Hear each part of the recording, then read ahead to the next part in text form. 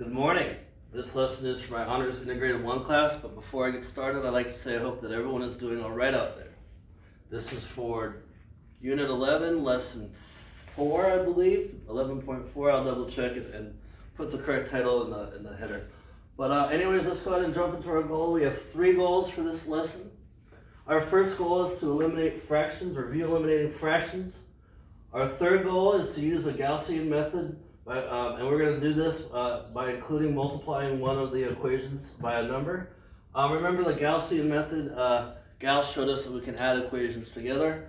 And our third is we're going to solve by multiplying both equations. So let's go ahead and jump right into our review, and you'll see why this review is relevant for our second and third goals here. So if you guys remember, when I solve equations, one of the first step that we do is we eliminate fractions, because I know you guys don't like working with fractions, and the first thing we do is we multiply everybody in the equation by a number.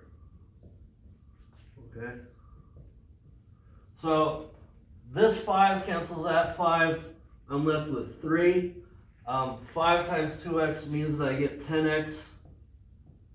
And 5 times negative 4, that means that I'm left with negative 20.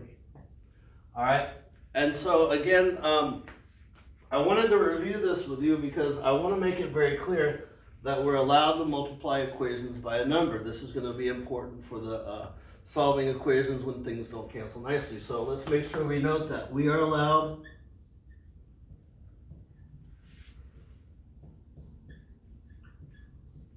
to multiply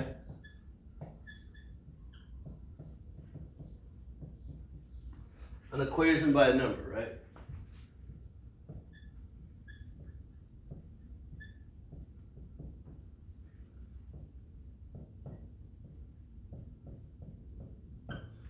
Okay, so this is going to be very relevant for today's lesson, and I'm going to go ahead and check off the first goal that we eliminated. We reviewed eliminating fractions. I didn't need to solve the whole thing. I just wanted to remind you guys that we're allowed to multiply an equation by a number. All right, let's move on to our second goal here. And our second goal is going to be to use the Gaussian method, which means we're adding equations together. It's also called elimination. We're adding equations together so that variables cancel. So let's look at this equation as we have it right now. Minus 4x and plus 2x, that's not going to cancel. 6y and 2y, those aren't going to cancel. They're not going to cancel. So now the next thing we have to look at is, can I multiply one of the equations by a number so that when I add them together, somebody will cancel? And we actually have 2 options here. Now, if I multiply everybody in the bottom equation by 2, that means that I'm going to get a positive 4x, and that'll cancel out the negative 4x. And then I'll be left with 10y equals to, let's see, negative 40, and we solve for that y.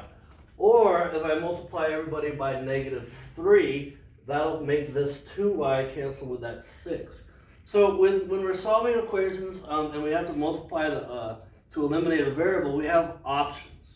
And so I want to make it very clear what our options are. So we want to look at this and say, can I turn this into a number that cancels that? If yes, multiply it by that number. If no, can you multiply this by a number so that this cancels that? If yes, multiply by that number. And we go through until we find the easiest possibility, right? So again, this is an example where I just have to multiply one equation. Now, some of you might be realizing, well, I could divide everybody by 2 on this equation and then add these together and those will cancel. Or I could divide everyone by 3 or negative 3 and these will cancel.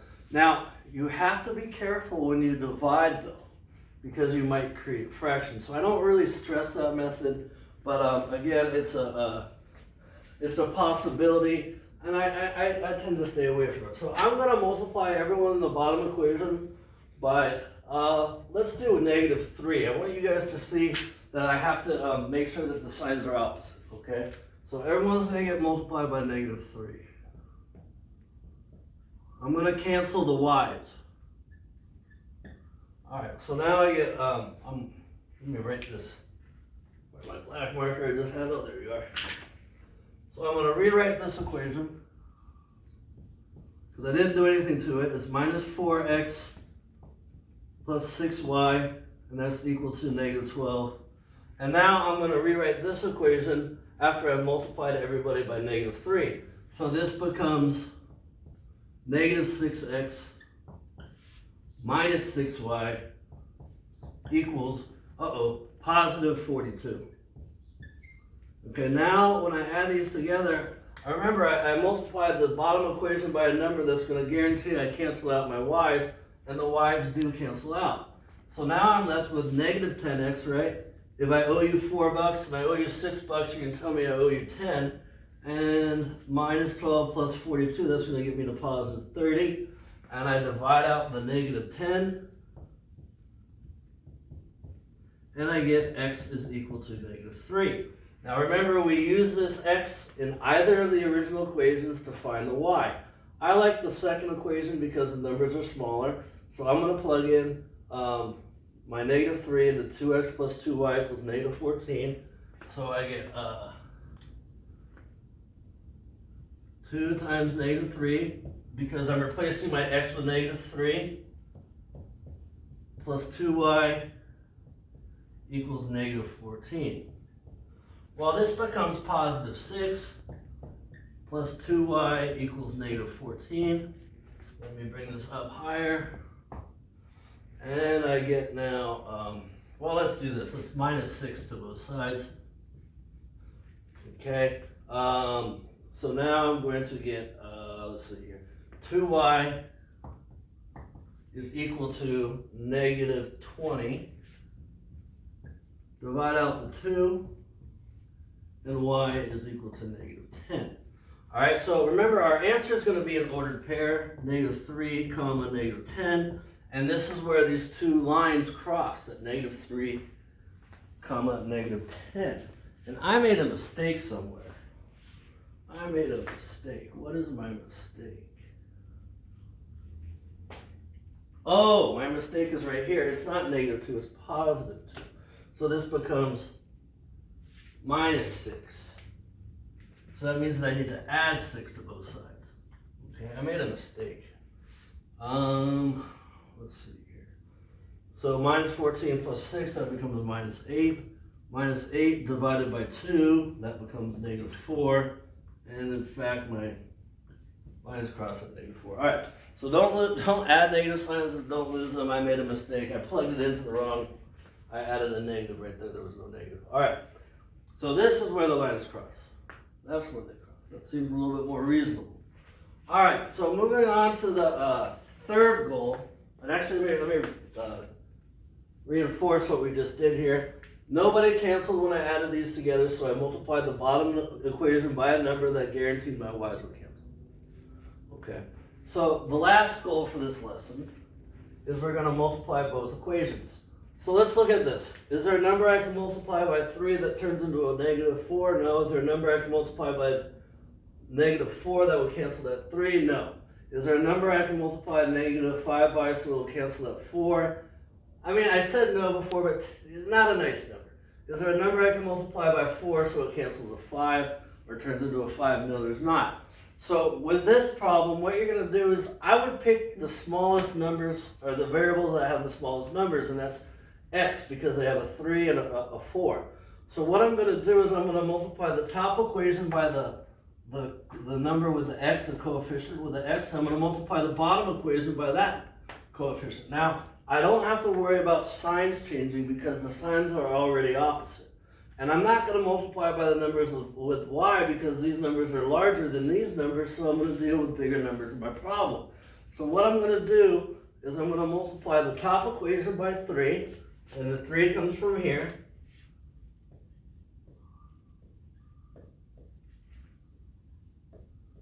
And I'm going to multiply the bottom equation by 4.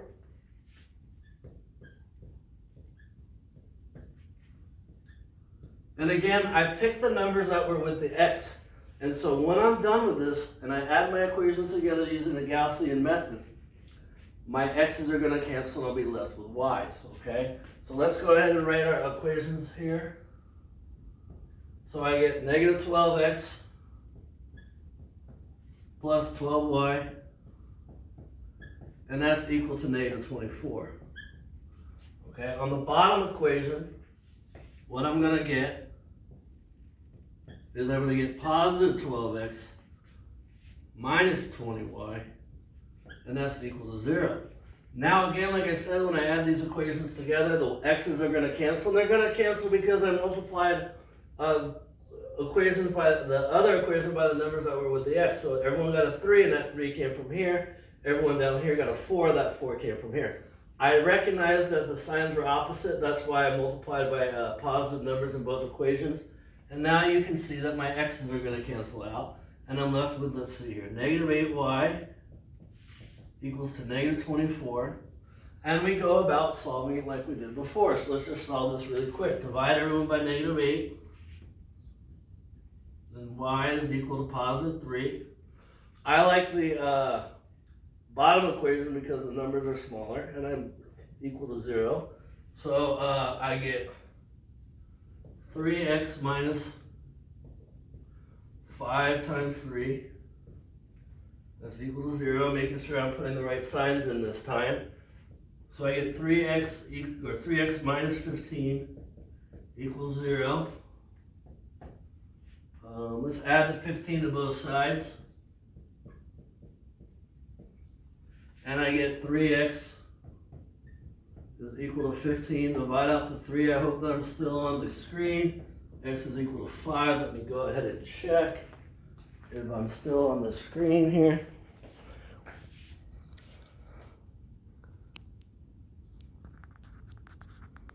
Now I'm on the screen. Okay. So this answer to this equation, or this system of equations, is going to be 5, 3. This is where these two lines cross. Okay, so hopefully this clarifies how to multiply one equation or how to multiply both equations. It's going to be up to you to recognize when to use which method.